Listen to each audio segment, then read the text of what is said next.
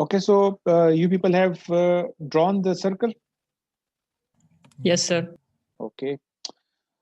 Okay, so let me write the stuff again. So what we are doing is we are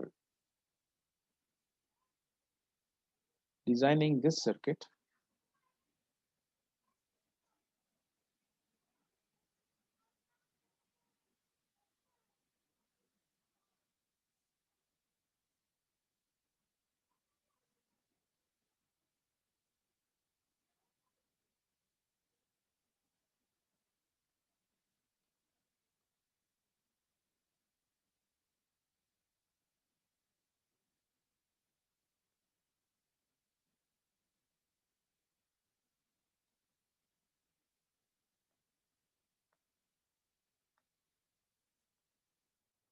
So using Smith chart, we are interested in finding out the values of the unknown parameters of this particular circuit, that is X and B.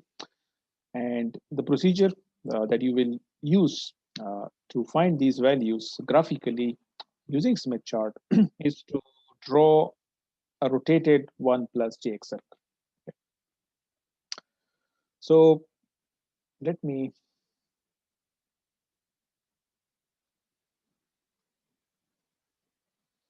so the first thing that you have already done is जो load है वो already आप इसको identify कर चुके हैं. सो मैं इसी इस पे कर लेता हूँ. सो हमारे पास जो नॉर्मलाइज लोड है ZL डैश की वैल्यू हमारे पास आई है 2 माइनस J.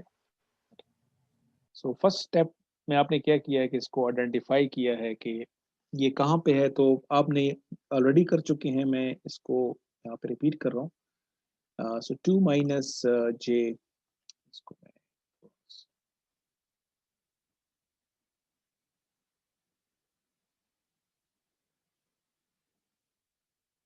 तो ये आपके पास इसकी लोकेशन जो ऑलरेडी आप लोग कर चुके हैं. ठीक है.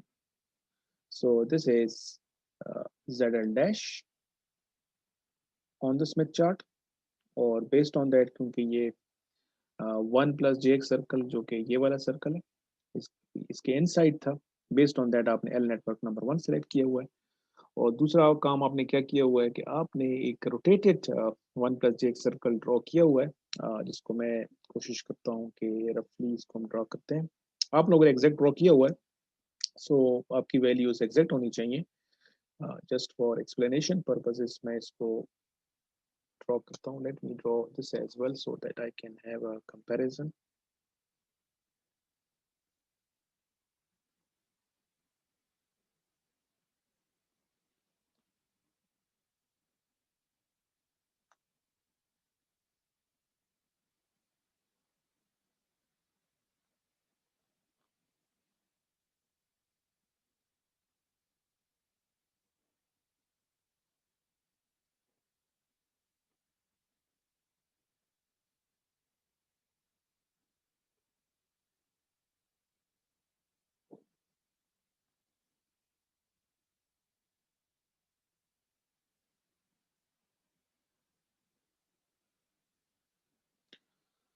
ओके, दिस इज रफली what you need to draw. इज जिसको हमने नाम दिया हुआ है कि ये कौन सा सर्कल आपने ड्रॉ किया हुआ है, रोटेटेड 1 प्लस, और I will call it 180 degree rotated 1 plus J circle.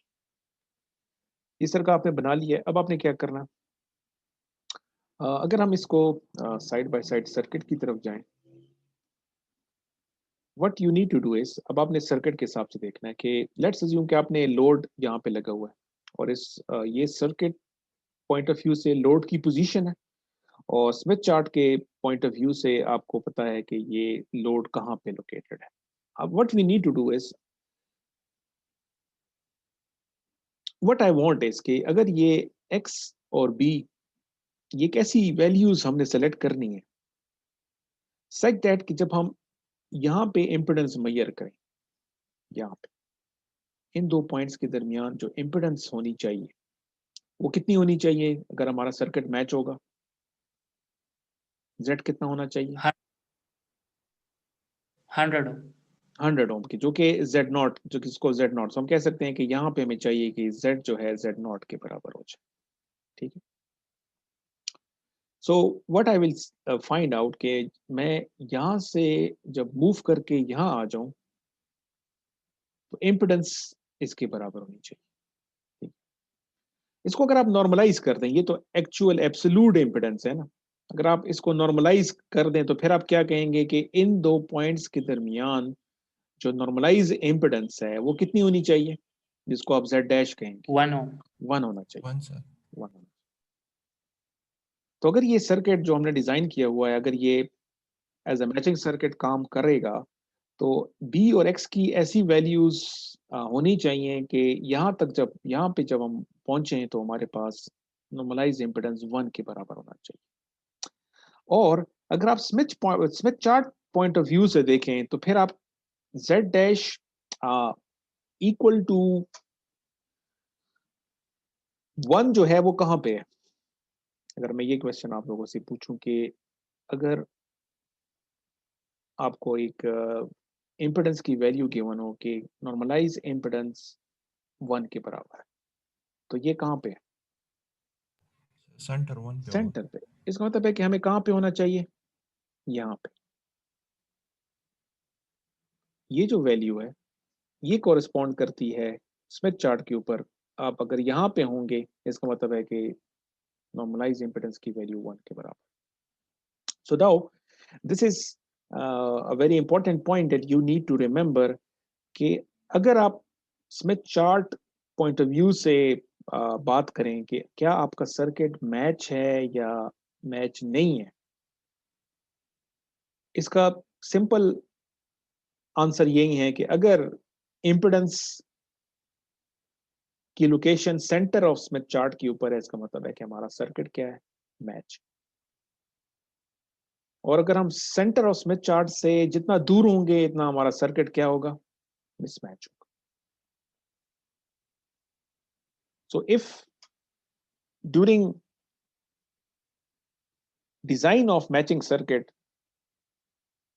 अगर मैं स्मिथ चार्ट को इंक्लूड करूं अपने डिजाइन प्रोसेस में और मैं कहूं कि जो सर्किट मैंने डिजाइन किया है ये एज अ मैचिंग सर्किट के तौर पर काम कर रहा है, इसका मतलब है कि मुझे कहां पे होना चाहिए, मुझे सेंटर ऑफ स्मिथ चार्ट के ऊपर होना चाहिए।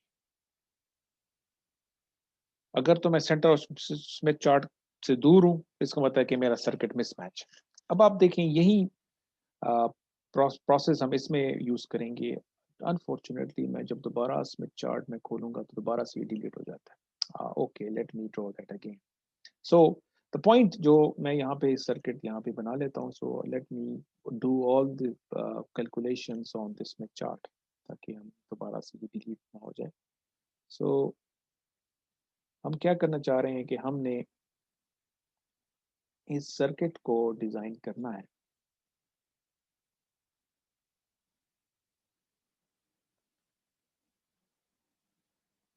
इसको मैं सिंपल एक्स कह देता हूँ, इसको मैं बी कह देता हूँ और ये हमारा जेड। सो इस सर्किट को जब हमने स्मिथ चार्ट पे ट्रांसफॉर्म किया तो पहले तो मैंने जेड एल इसको नॉर्मलाइज किया और नॉर्मलाइज जो लोड है वो यहाँ पे आ जाएगा।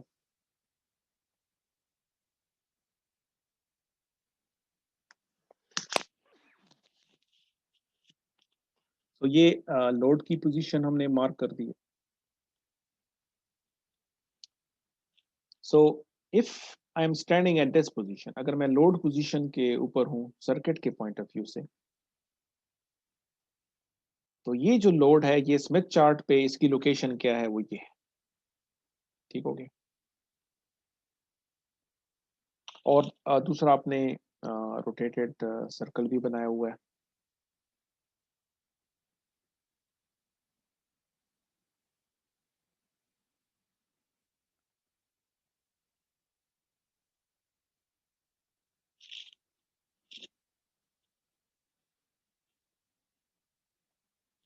अब इस सर्किट को हमने सॉल्व करना है। इस सर्किट पॉइंट ऑफ व्यू से अगर आप देखें ZL के साथ पैरेलल में एक एलिमेंट हमने कनेक्ट किया हुआ है। ठीक हो गया। सो एज बिफोर, जो पहले भी मैं इस चीज को स्पेसिफाई कर चुका हूं कि जब भी हम शंट या पैरेलल कॉन्फ़िगरेशन में एलिमेंट्स को एनालाइज करेंगे तो हम उसको एडमिटेंस मोड में ट्रांसफॉर्म कर देंगे। हमारी कैलकुलेशंस किस मोड में होनी चाहिए? एडमिटेंस मोड में होनी चाहिए। अब ये जो एलिमेंट जिसको हमने कनेक्ट किया हुआ है जो कि अननोन है, वो तो ऑलरेडी उसको हमने रिप्रेजेंट किया हुआ है in terms of its susceptance. Okay, and we know कि ससेप्टेंस जो है वो एडमिटेंस का इमेजिनरी पार्ट। लेकिन जो लोड है वो हमने in terms of impedance specify किया हुआ है। तो what we need to do is, क्योंकि पैरेलल कॉन्फ़िगरेशन है, तो हमने लोड इम्पिडेंस को भी लोड एडमिटेंस में कन्वर्ट करना है ताकि इनको हम फिर डायरेक्टली ऐड कर सकें। So now this is something which we have already covered in this course. Smith chart पे अगर हमें इम्पिडेंस गिवन हो और उस इम्पिडेंस को हमने कॉरेस्पॉन्डिंग एडमिटेंस में कन्वर्ट करना हो तो हम क्या करते हैं? इम्पिडेंस को एडमिटेंस में कैसे कन्वर्ट करते हैं on Smith chart? Can anyone answer this question? Radius लेके सर उसका सर्कल बना। रेडियस लेंगे, सर्कल बनाएंगे। Can anyone else clarify this? What I am interested is कि ये जो स्मिथ चार्ट पे आपको Sir, जेड डैश नजर आ रहा है, ठीक है? What I am asking is कि इस जेड एल डैश को जब हम ट्रांसफॉर्म करेंगे एडमिटेंस में तो ये हो जाएगा, क्या बन जाएगा? वाई एल डैश हो जाएगा। माई क्वेश्चन इज कि ये जो वाई एल डैश है ये कहाँ पे होगा स्मिथ चार्ट के? 180 डिग्री पे सर 180 उसको। डिग्री पे। Yes, what we do. Sir SW। Yes, वो भी मल्टीपल तरीके हैं। इस वक्त की मैं सिर्फ और सिर्फ VSWR सर्कल को इंक्लूड नहीं करता। जो सिंपल मतलब एक जो हमने मेंशन भी किया था कि हम क्या करते हैं कि ये जो ZL डैश है इसको आप सेंटर के साथ मिलाते हैं पहले, ठीक है? इसको आप सेंटर के साथ मिलाते हैं और ये जो जितनी भी इसकी लेंथ है, इस लाइन की जितनी भी लेंथ है, तो आप क्या किया है कि आपने यहाँ से लेकर ये जो आपने सेंटर से मिला है, ये जितनी भी लेंथ है इतनी लेंथ आप इसको दूसरी साइड पे एक्सटेंड कर दें।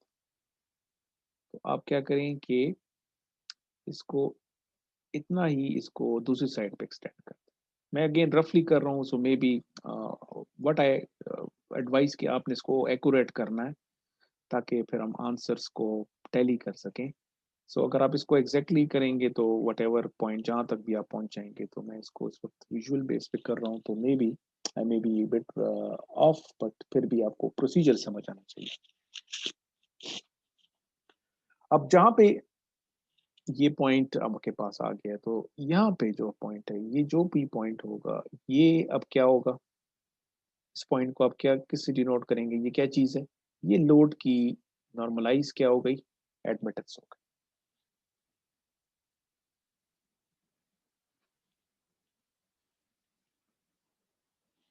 क्लियर है जी यहाँ तक? Yes sir. Yes sir. Okay, now अब हम क्या कर सकते हैं, क्योंकि मैंने लोड को इन टर्म्स ऑफ एडमिटेंस स्पेसिफाई कर दिया और ये जो इसके साथ पैरेलल में जो एलिमेंट है ये भी ऑलरेडी बी की फॉर्म में। इन दोनों का शंट कॉन्फ़िगरेशन जब होगा तो हम क्या करेंगे, अगर इसको मैं एक सर्किट पॉइंट ऑफ व्यू से करेंगे कि यहाँ पे कंबाइन इनका इक्विवेलेंट एडमिटेंस क्या होगी? आप कहेंगे कि इसका इक्विवेलेंट इम्पीडेंस होगा वाई डैश प्लस, एक और काम भी मैं कर लेता हूँ। इस सर्किट में इसको मैं कैपिटल एक्स से डिनोट कर रहा था जो कि इसकी एक्चुअल रिएक्टेंस है और जो कैपिटल बी है इसकी एक्चुअल ससेप्टेंस है। लेकिन क्योंकि हम इस वक्त स्मिथ चार्ट मेथड यूज कर रहे हैं, so all quantities are normalised. So इस नॉर्मलाइज क्वांटिटीज को मैं सिंपल इसको मैं डिनोट कर लेता हूँ कि हम स्मॉल एक्स की बात कर रहे हैं और इसका मतलब है कि स्मॉल बी की बात कर रहे हैं, ठीक है? सो स्मॉल लेटर्स का मतलब है कि ये स्मॉल बी जो है एक्चुअल बी की नॉर्मलाइज्ड वैल्यू है और जो स्मॉल एक्स है वो एक्चुअल एक्स की नॉर्मलाइज्ड वैल्यू है। इसका मतलब ये हुआ कि इन दोनों को जब हम ऐड करेंगे तो ये वाई एल डैश है प्लस इसके साथ मैं क्या लिखूंगा? प्लस बी लिखूंगा। This is going to be the equivalent admittance of these two, but the problem is के बी की वैल्यू तो हमें नहीं पता। But what we know is कि जो बी है ये प्योरली इमेजिनरी क्वांटिटी है।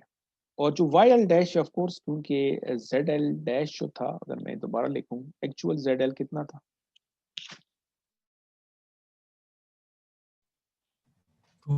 200 माइनस J100। तो इसका क्लियर है ऑब्वियस है कि ये कॉम्प्लेक्स नंबर था, इस वजह से मेरे पास जेड एल डैश जो था वो भी कॉम्प्लेक्स था, 2 माइनस जे। और अब इसको जब जेड एल डैश को आपने वाई एल डैश में कन्वर्ट किया है, अगेन मैंने क्योंकि एग्जैक्ट नहीं किया, आप मुझे अब बताएंगे कि ये जो वाई एल डैश है, ये जो पॉइंट आपके पास आया है, इसका रियल पार्ट और इमेजिनरी पार्ट क्या है आपके पास, ये अगर आप मुझे कंफर्म कर दें। सर रियल 0.4 होगा सर। रियल 0.4 है, ओके, और इमेजिनरी?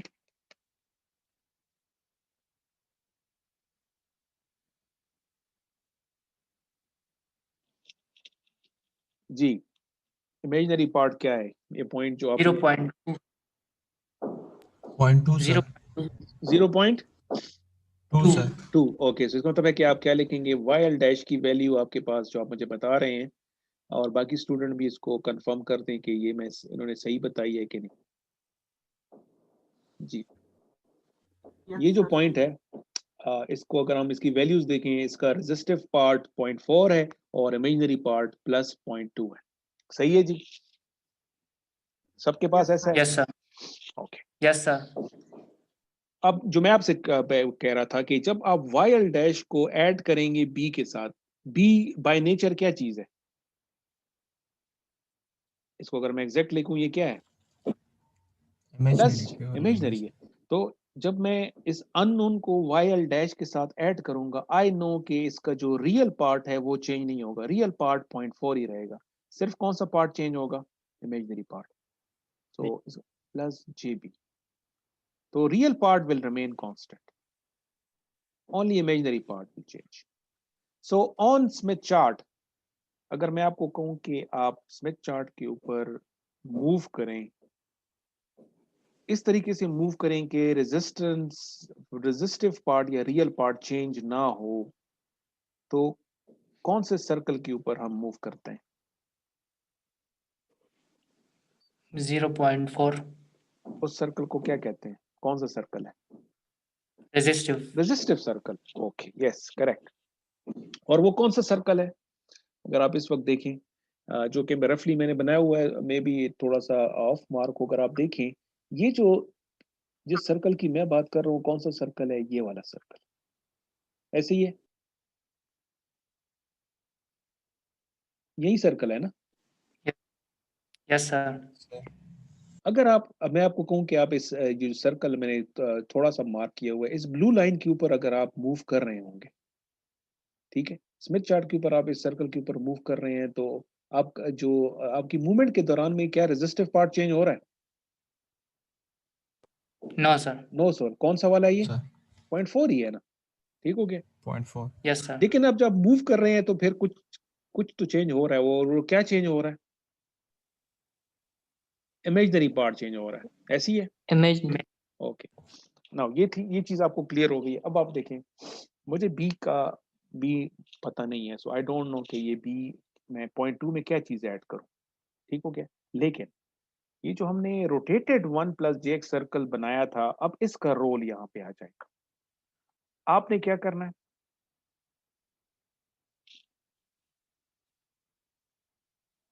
आपने इस पॉइंट से जहां पे वाई एल डैश है, आप मूव करें। इस वक्त मैं ऊपर की तरफ मूव कर रहा हूँ, and then I will explain कि ये नीचे की तरफ हम मूव क्यों नहीं कर रहे, या हम करेंगे या नहीं करेंगे। आप मूव करके कहाँ पे स्टॉप कर जाएं, जहां पे आप जो रोटेटेड सर्कल है, जब आप इसको क्रॉस कर रहे होंगे, उस जगह पे आप लोग रुक जाएं।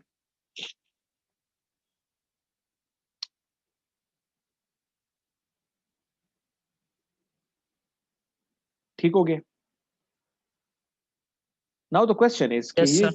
आप जब मूव करके जहां पे रुक गए हैं, यहाँ पे आप मुझे बताएं कि ये जो पॉइंट है, इसकी इसकी जरा मुझे वो बता दें। ऑफ कोर्स क्योंकि रेजिस्टिव पार्ट तो चेंज नहीं हुआ, तो वो तो 0.4 ही है। 0.4 इमेजिनरी पार्ट कितना हो गया जी इस पॉइंट पे? 0.5 0.5 0.5 0.5 0.5 सर। 0.5, yes correct. अब इस बेस पे अगर मैं आपसे पूछूं कि ये जो अगर ओरिजिनल पॉइंट जो था जो कि वाई एल था, इसकी वैल्यू थी 0.4 प्लस J.2, और हमारी मूवमेंट के वजह से ये इसकी वैल्यू ये चेंज हो गई है, तो ये जो चेंज आई है, ऑफ कोर्स वाई एल तो अपनी जगह पे फिक्स है, वाई एल की तो अपनी वैल्यू है 0.4 प्लस J.2। तो ये जो चेंज आया, ये किसकी वजह से चेंज आया होगा? बी की वजह से होगा। जब ये हम लगाएंगे इसके साथ पैरेलल में, तो इस केस में इसका मतलब है कि बी कितना होना चाहिए? अब आपके पास आंसर हो 0.3 सर। 0.3। ओके, सो क्योंकि ये रिजल्ट मेरे पास आ गया है 0.5, so based on that B की वैल्यू हमें कितनी रखनी पड़ेगी? ऑफ कोर्स इमेजिनरी है, तो मैं इसके साथ जस्ट टू मेक श्योर, नहीं अगर मैं प्लस जे ना भी लिखूं, सिर्फ प्लस 0.2 भी लिखूं, सो इट्स ऑब्वियस क्योंकि ससेप्टेंस है तो इट्स इमेजिनरी। सो मैंने स्मॉल बी फाइंड कर लिया बाय दिस प्रोसेस। इसका मतलब है 0.3 होगा। Yes sorry 0.3। इसका मतलब है इस सर्किट डिजाइन के हिसाब से हमें ये जो एलिमेंट शंट कॉन्फ़िगरेशन में लगाना है, उसकी नॉर्मलाइज ससेप्टेंस कितनी होनी चाहिए? 0.3। 0.3 होनी चाहिए। ओके, ओके, हमने बी जो कि अननोन था, इस प्रोसेस के थ्रू बी फाइंड कर लिया है, और अब हम लोड और ये जो एलिमेंट हमने लगाया हुआ, इन दोनों का जो कंबाइंड इफेक्ट है, इसका मतलब है कि इन दो पॉइंट्स के दरमियान आफ्टर कनेक्टिंग दिस, यहाँ पे जो एडमिटेंस हमारे पास है उसकी वैल्यू कितनी है? कितनी है? 0.4 प्लस J.5 है। ठीक हो गया। सो मैं यहाँ पे लिख रहा हूँ कि यहाँ पे जो y की वैल्यू है वो है हमारे पास 0.4 प्लस J.5। ओके, अब इसके साथ आगे अगर आप देखें, अब हम इसकी तरफ मूव कर रहे हैं, इस पॉइंट तक मैंने पहुंचना है। अब हमारे पास एक सीरीज एलिमेंट आ गया, सीरीज एलिमेंट है, और ये एलिमेंट क्योंकि सीरीज में कनेक्टेड है, इस वजह से इसको हमने रिएक्टेंस की फॉर्म में लिखा हुआ है। बट द प्रॉब्लम इज कि ये जो मैंने फाइंड किया हुआ है 0.4 प्लस J.5, ये क्या चीज है? ये एडमिटेंस है। हमने क्या करना है? अब एडमिटेंस को किस में कन्वर्ट करना होगा हमें? एडमिटेंस को किस में कन्वर्ट कर? इम्पिडेंस में कन्वर्ट करेंगे, ताकि फिर हम इसके साथ सीरीज जो एलिमेंट है उसको ऐड कर सकें। ठीक है, नाउ सेम प्रोसेस हम यूज करेंगे। ये जो पॉइंट इस वक्त मैं मार्क कर रहा हूं, ये वाला, ये है एडमिटेंस की वैल्यू है, इस पॉइंट की एडमिटेंस। अगर इस एडमिटेंस को मैं इम्पिडेंस में कन्वर्ट करूंगा, तो अगेन मैं क्या टेक्निक यूज करूंगा स्मिथ चार्ट में, जो मैंने पहले की थी। 180 डिग्री पे मैं पहले इस पॉइंट को क्या करूंगा? सेंटर से मिलाऊंगा, और फिर इसको एक्सटेंड कर दूंगा। ठीक है, तो ये काम आपने करना है इसी तरीके से। तो लेट मी डू दैट। आपने पहले तो इस पॉइंट को सेंटर से मिलाया, ठीक हो गया, और ये जितनी भी लेंथ बनी, इतनी ही लेंथ आप इसको आगे एक्सटेंड कर।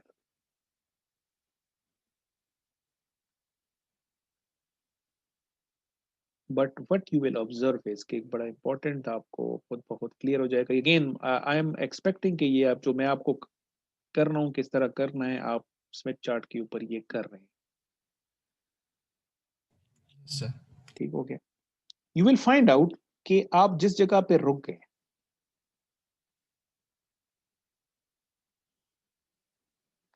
ये point, you will find out कि ये जो जहां पे आप रुक गए हैं, आप देखेंगे कि जो ओरिजिनल 1 प्लस JX सर्कल होगा, आप एग्जैक्टली उस सर्कल के ऊपर आ चुके होंगे। ऐसे ही है कि नहीं है? ये आप करके मुझे कंफर्म कर दें।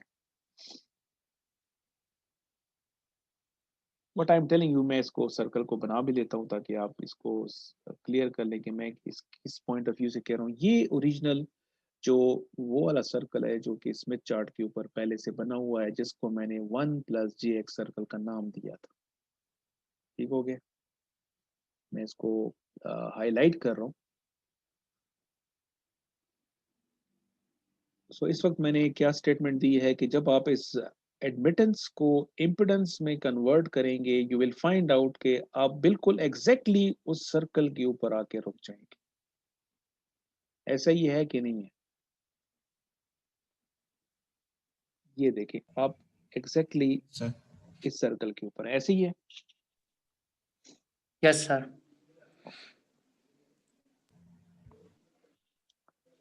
ओके, वट ये जो आपने एक ग्राफिकली किया, आपने सिर्फ क्या किया है, इस y को किस में कन्वर्ट कर दिया आपने? z में कन्वर्ट कर दिया। ठीक हो गया।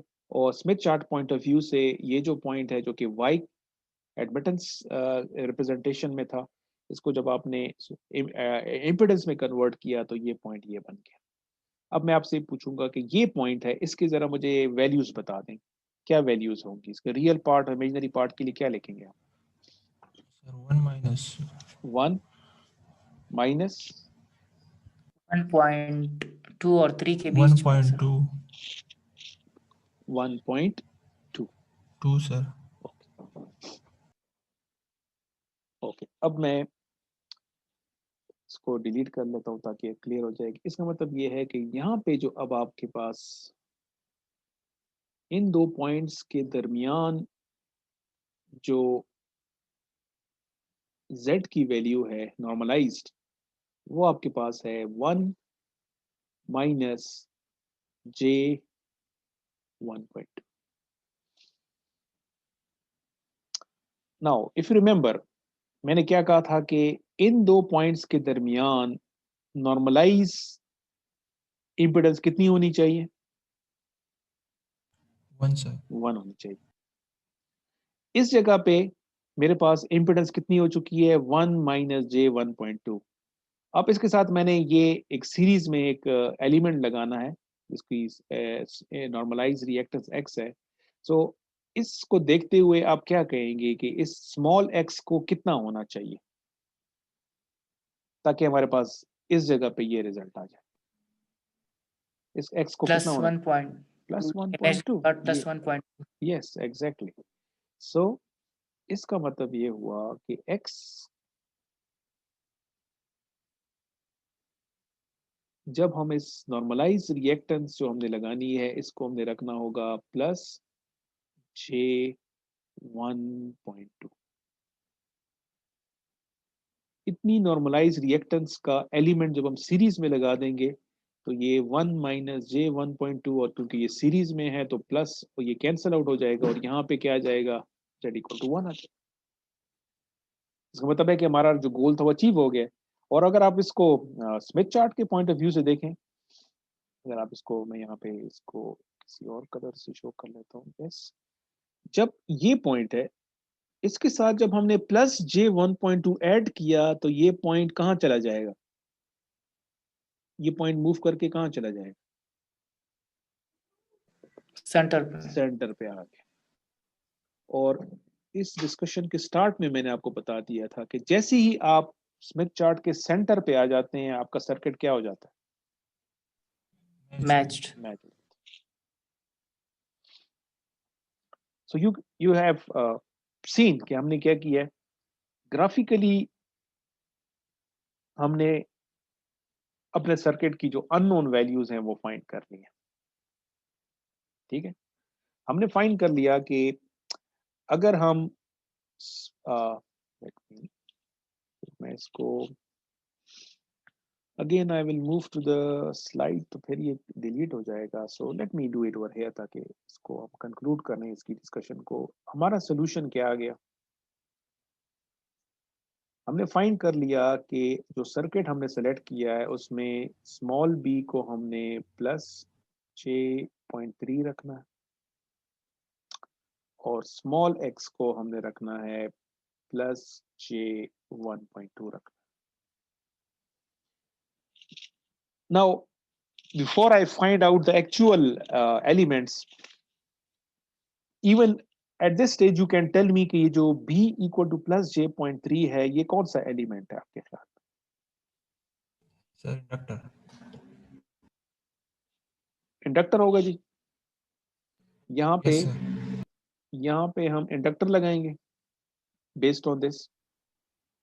Capacitor capacitor capacitor sir. जी, बाकी लोग क्या कहते हैं जी? Capacitor sir. Capacitor, yes, because capacitor की ससेप्टेंस पॉजिटिव होती है।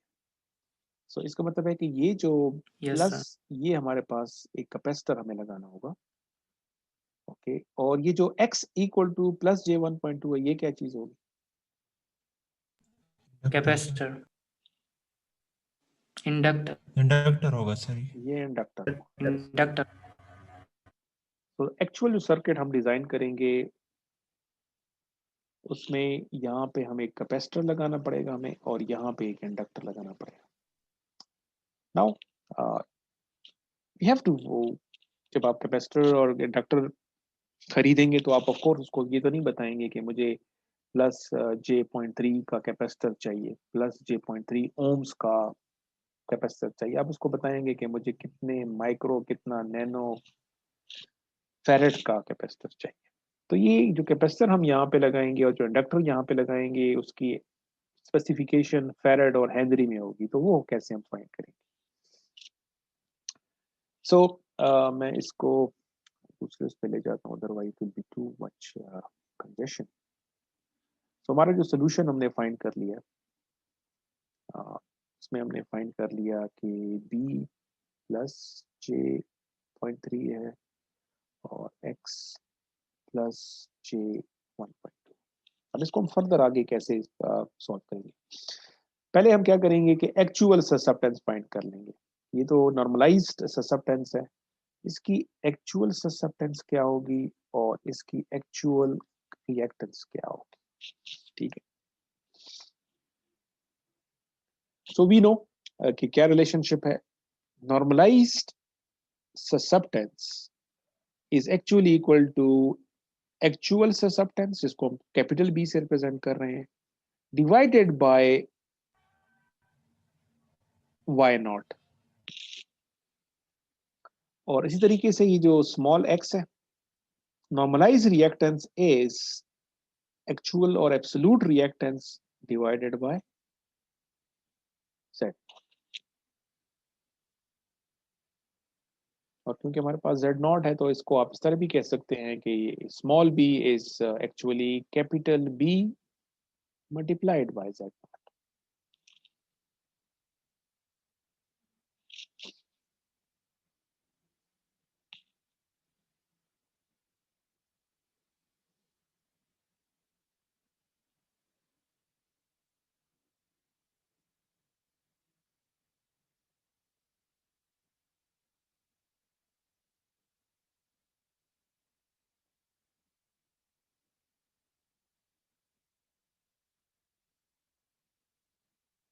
सो कैपिटल B किसके बराबर हो गया?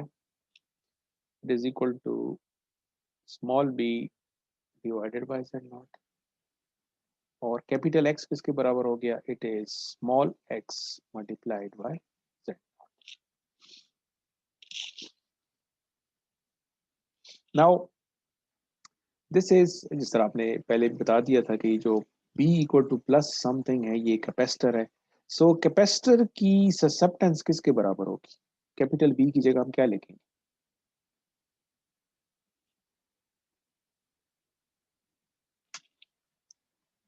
कैपेसिटर की ससेप्टेंस किसके बराबर होगी?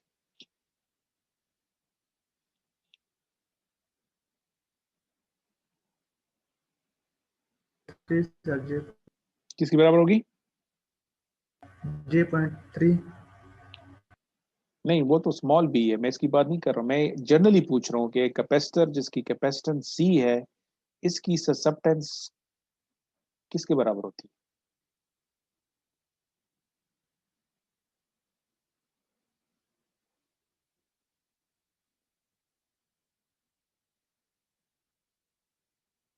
चलिए इसको आप मुझे बाद में बता दें। ये है तो x इक्वल टू ये प्लस j इंडक्टर है और ये इंडक्टर की एक्चुअल। तो अगर आपके पास एक इंडक्टर हो L, इसकी रिएक्टेंस किसके बराबर होती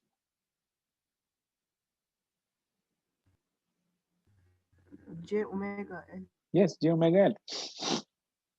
क्योंकि मैं इसको स्मॉल बी की फॉर्म में लिख रहा हूँ, प्लस जे नहीं लिख रहा, तो आप कहेंगे कि ये ओमेगा एल इसकी वैल्यू की बात कर रहे हैं, और ये जो बी है ये ओमेगा सी के बराबर होता है। तो बी की जगह आप क्या लिखेंगे? बी की जगह आप लिखेंगे ओमेगा सी, और एक्स की जगह आप क्या लिखेंगे? Omega L. सो हमारा जो अननोन पैरामीटर्स हैं वो कौन से वाले हैं? हमारा अननोन पैरामीटर जो है वो सी है, ठीक है। और इस केस में हमारा अननोन पैरामीटर एल है। तो इस इक्वेशन जो कि आपके पास आ गई है, इससे आप सी को क्या लिखेंगे? C will be equal to small B divided by omega Z naught, और इस इक्वेशन से एल किसके बराबर आ जाएगा? L will be equal to small X Z naught divided by omega.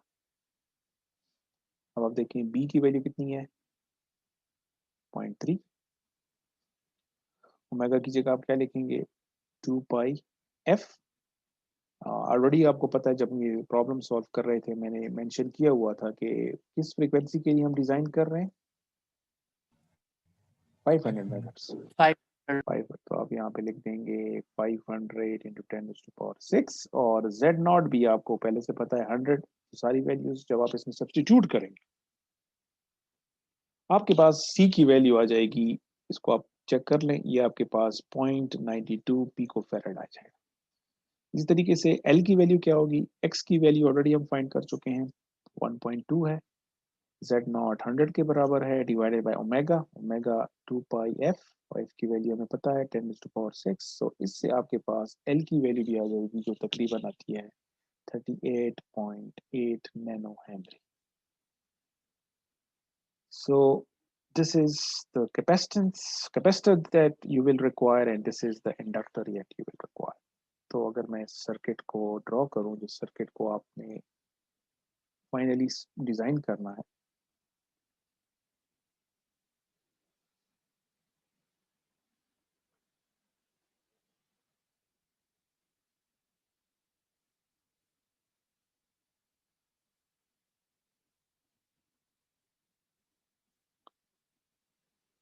तो ये लोड अगर आपके पास हो 200 माइनस जे 100 ओम, और आपने इसको मैच कराना हो इस ट्रांसमिशन लाइन के साथ, तो दरमियान में अगर आप इतनी हेनरी का इंडक्टर लगा दें यहाँ पे, और इतने फैरेड का अगर आप कैपेसिटर लगा देंगे, तो आप जब यहाँ पे बिहेवियर देखेंगे, आपके पास Z 100 ओम के बराबर होगा, और यहाँ पे जो रिफ्लेक्शन कोफिशिएंट है 0 हो जाएगा, तो आपका सर्किट जो है वो मैच हो जाएगा।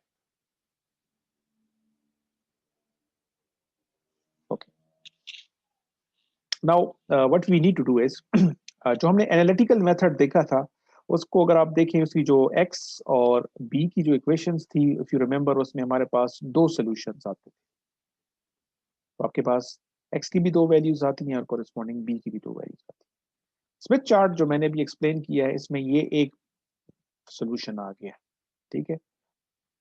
We need to find out कि स्मिथ चार्ट की मदद से हम सेकंड सॉल्यूशन कैसे फाइंड कर सकते हैं, ठीक है। Let's discuss this in the next session.